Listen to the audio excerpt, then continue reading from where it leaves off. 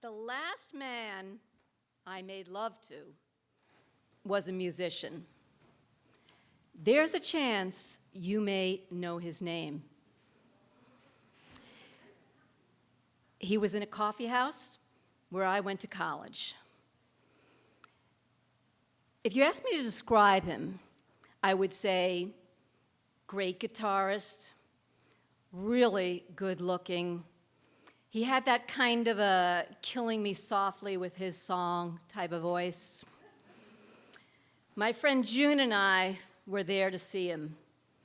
Imagine Cat Stevens doing the 70s college circuit.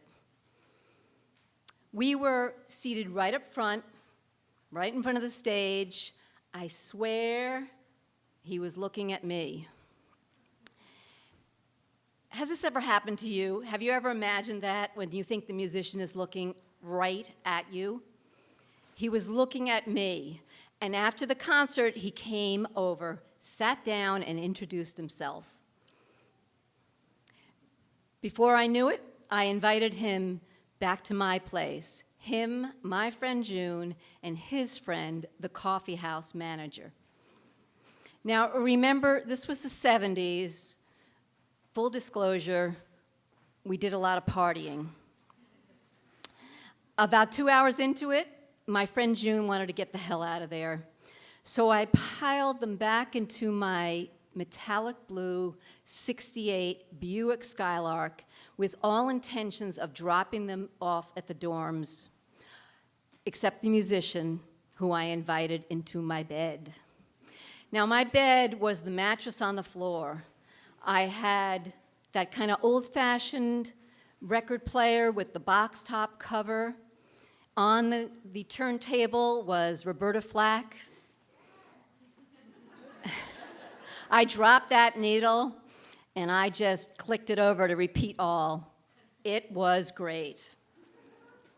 The next night, I went back to the same coffee house for the show, sat in the exact same table spot, and you know what? Now I was known. Sometime during the evening, he said he was going to go off playlist and, quote, sing something special for someone special.